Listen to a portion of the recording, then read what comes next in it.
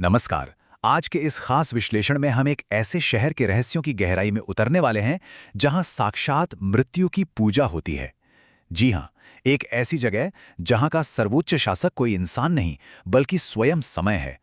हम बात कर रहे हैं उज्जैन के महाकालेश्वर और काल भैरव की। इस चर्चा में हम उन ऐतिहासिक घटनाओं, दावों और मान्यताओं को बिल्कुल तटस्थ होकर देखेंगे जो आज भी विज्ञान और तर्क के लिए एक बहुत बड़ी चुनौती बने हुए हैं। तो चलिए, बिना किसी देरी के शुरू करते हैं। जरा सोचिए क्या होता है जब किसी मंदिर के देवता का शासन स्वयं समय पर हो। ठीक सुना आपने। उज्जैन का ये महाकालेश्वर मंदिर देश के 12 ज्योतिर्लिंगों में सबसे पवित्र तो माना ही जाता है, लेकिन इसका जो रहस्यमयी और सच कहूं तो कुछ हद तक भयावह स्वरूप है ना, वो इसे पूरी दुनिया में बिल्कुल अलग और अद्वितीय बनाता है। अब इस गहरे रहस्य को समझने के लिए हमें सबसे पहले महाकाल शब्द के असली अर्थ को समझना होगा। देखिए, काल का मतलब सिर्फ मृत्यु नहीं होता, बल्कि इसका अर्थ समय भी है। तो महाकाल का सीधा सा मतलब हुआ एक ऐसी सर्वोच्च सत्ता जो मृत्यु और समय दोनों की सीमाओं से पूरी तरह से परे है। और दिलचस्प बात यह है कि यही एक विचार इस पूरे मंदिर परिसर के उन अघोषित नियमों को चलाता है जिनके बारे में हम आगे बात करने वाले हैं। वास्तुकला या आर्किटेक्चर के नज़रिए से यहाँ एक बहुत ही कमाल का अंतर देखने को मिलता है। आमतौर पर भारत के ज़्यादातर ज्योतिर्लिंगों में जल निकासी की दिशा उत्तर की तरफ होती है, जो कि काफ़ी नॉर्मल है। लेकिन महाकालेश्वर इकलौता ऐसा ज्योतिर्लिंग है जो दक्षिणमुखी है। अब आप सोचेंगे कि इसमें क्या खास है। दरअसल हमारी सांस्कृतिक मान्यताओं में दक्षिण दिशा को सीधे तौर पर मृत्यु का द्वार माना जाता है। इसीलिए इन्हें दक्षिणमुखी महाकाल कहा जाता है और ऐसा माना जाता है कि ये दिशा हर तरह की नकारात्मक शक्तियों को खत्म कर देती है। भस्म आरती का रहस्य, राख में भी दिव्यता। चलिए अब इस मंदिर की सबसे ज्यादा चर्चित और रहस्यमयी परंपरा की ओर बढ़ते हैं। एक ऐसी अद्भुत परंपरा जो राख जैसी चीज में भी सुंदरता और दिव्यता खोज लेती है।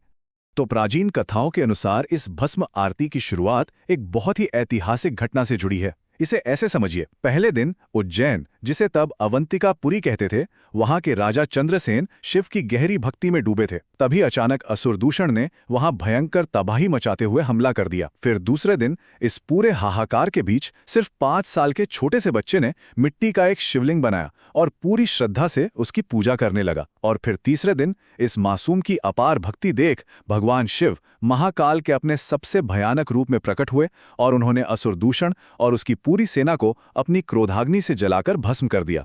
और यही वो पल था जो हमें बताता है कि कैसे इस मंदिर की सबसे मशहूर परंपरा का जन्म हुआ। कथाओं में बताया गया है कि असुर दूषण के जलने के बाद जो राख बची थी ना, शिवजी ने उसी राख से अपना श्रृंगार किया। बस यहीं से वो विश्व प्रसिद्ध भस्म आरती शुरू हुई, जो आज भी रोज सुबह ठीक 4 बजे की जाती है। लेकिन हाँ, यहाँ एक बहुत ही जरूरी बात साफ कर देना ठीक रहेगा। देखिए, पुरानी कहानियों और आम लोगों की बातों में अक्सर ये कहा जाता है कि ये आरती इंसान की चिता की राख से होती है, लेकिन आज के समय में ऐसा बिल्कुल नहीं है। अब ये भस्म पूरी तरह से शुद्ध और प्राकृतिक चीजों से ही तैयार की जाती है। इसमें कपिला गाय का गोबर इस्तेमाल होता है। साथ ही पीपल, बड़, शमी और अमलतास के पेड़ों की लकड़ियों की राख का उपयोग किया जाता है। उज्जैन का सिंहासन, राजनेताओं का रात्रि विश्राम। प्राचीन कथाओं की दुनिया से निकलकर अब हम आज के समय की राजनीति पर आते हैं। एक ऐसा अलिखित नियम है यहाँ जो आज के बड़े बड़े और शक्तिशाली राजनेताओं को भी सूरज ढलने से पहले ही शहर छोड़ने पर मजबूर कर देता है।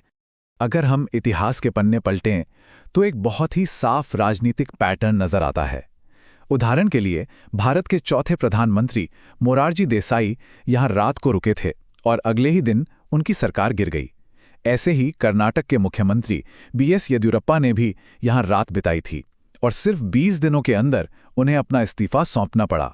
इसके बिल्कुल उलट, जब प्रधानमंत्री नरेंद्र मोदी ने यहाँ दर्शन किए तो उन्होंने रात इस शहर में नहीं बिताई। इसके पीछे की मान्यता बड़ी सीधी सी है। महाकाल ही उज्जैन के असली और एकमात्र राजा हैं और एक ही दरबार में एक ही समय पर 2 राजा कभी एक साथ नहीं रह सकते। लेकिन दिलचस्प बात यह है कि साल 2023 में इस नियम का एक बहुत बड़ा अपवाद देखने को मिला। 16 दिसंबर 2023 को मध्य प्रदेश के तत्कालीन मुख्यमंत्री मोहन यादव ने उज्जैन में रात बिताई। उन्होंने खुद को महाकाल का बेटा बताकर इस पुरानी मान्यता को चुनौती दी। उनका तर्क बड़ा सीधा था। उनका कहना था कि जब महाकाल पूरे ब्रह्मांड के स्वामी हैं तो उनके नगर में रात रुकने पर एक बेटे को भला क्यों कोई आपत्ति होनी चाहिए। मंदिर के छिपे रहस्य, दिव्यता की वास्तुकला। चलिए अब हम इस मंदिर के उस हिस्से की सैर करते हैं जो अक्सर आम लोगों की नज़रों से छिपा रह जाता है। हम इस भौतिक संरचना के अंदर छिपे रहस्यमयी मंदिरों के आर्किटेक्चर को समझने की कोशिश करेंगे। अगर हम इसके आर्किटेक्चर को ध्यान से देखें तो ये पूरा मंदिर मुख्य रूप से 3 अलग-अलग स्तरों या लेवल्स में बटा हुआ है। सबसे नीचे यानी बेस लेवल पर मुख्य महाकालेश्वर ज्योतिर्लिंग स्थापित है। उसके ठीक ऊपर एक मध्य स्तर है और सबसे ऊपर यानी तीसरी मंजिल पर एक बेहद ही खास और रहस्यमयी मंदिर मौजूद है। इस सबसे ऊपरी मंजिल वाले मंदिर का नाम है नागचंद्रेश्वर मंदिर। इसकी सबसे बड़ी खासियत यह है कि इसके दरवाजे पूरे साल भर बंद रहते हैं। ये साल में सिर्फ और सिर्फ एक बार नागपंचमी के दिन ही भक्तों के लिए खोला जाता है। कथाओं के अनुसार नागराज तक्षक ने यहाँ घोर एकांत में तपस्या की थी और उनकी शर्त थी कि उनके एकांत में कभी कोई खलल ना डाले।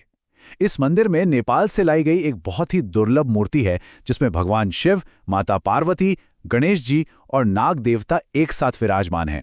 एक और अद्भुत बात यह है कि महाकाल का स्वरूप कभी स्थिर नहीं रहता।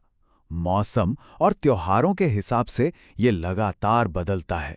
शिवरात्रि पे वो एक सजे धजे दूल्हे की तरह नजर आते हैं, सावन के महीने में एक शाही राजा की तरह, और भयंकर गर्मियों में उन्हें ठंडक पहुंचाने के लिए खास मटकों से लगातार जल चढ़ाया जाता है। क्योंकि वो यहाँ के असली राजा माने जाते हैं, इसलिए यहाँ की स्थानीय संस्कृति में उनके प्रति एक बहुत गहरा सम्मान है। इसी सम्मान के चलते आज भी कोई भी बारात या कोई भी दूल्हा घोड़े पर बैठकर इस मंदिर के सामने से कभी नहीं गुजरता।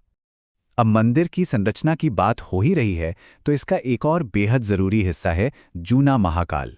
इतिहास हमें बताता है कि प्राचीन काल में जब विदेशी आक्रमणकारियों ने मुख्य शिवलिंग को तोड़ने की कोशिश की तो मंदिर के पुजारियों ने असली शिवलिंग को कहीं सुरक्षित छिपा दिया और उसकी जगह एक दूसरा शिवलिंग रख दिया।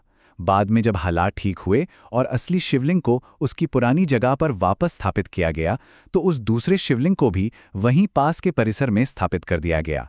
इसी को आज जूना महाकाल यानी पुराना महाकाल कहा जाता है। और आपको जानकर हैरानी होगी कि महाकाल के शाही सवारी निकलने से पहले आज भी सबसे पहले इसी जूना महाकाल की पूजा की जाती है।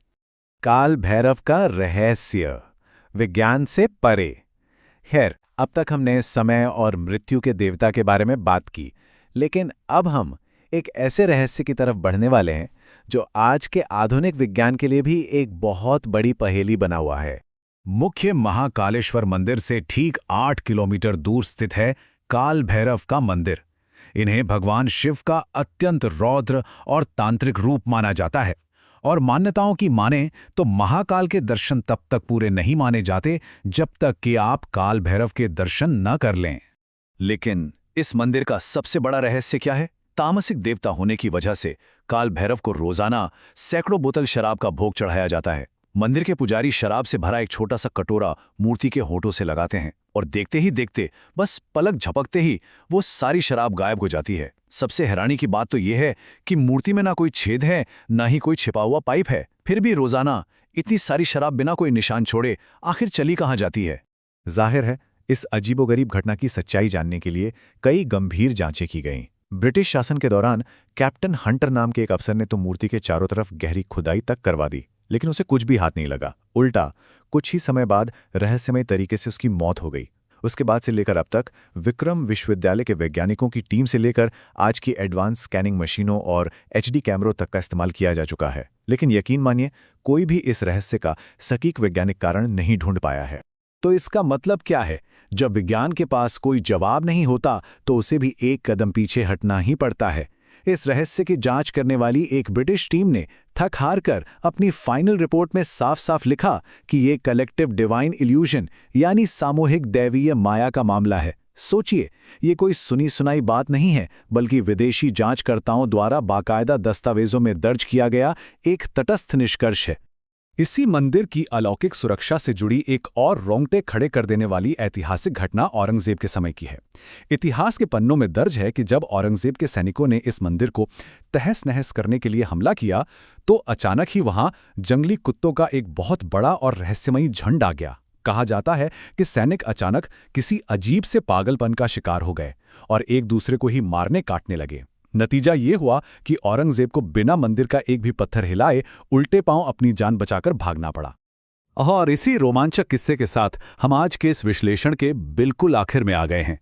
महाकालेश्वर की पवित्र भस्म आरती से लेकर बड़े बड़े राजनेताओं के डर और काल भैरव की उस गायब होती शराब तक, ये सब हमें सोचने पर मजबूर कर देता है कि आखिर हमारी गहरी आस्था कहाँ खत्म होती है और ये अनसुलझे रहस्य कहाँ से शुरू होते हैं। क्या समय और मृत्यु के इस दरबार में विज्ञान के नियम वाकई काम करना बंद कर देते हैं? ये एक ऐसा सवाल है जिसका जवाब शायद हमें खुद तलाशना होगा। इस खास चर्चा में हमारे साथ बने रहने के लिए आपका बहुत बहुत धन्यवाद।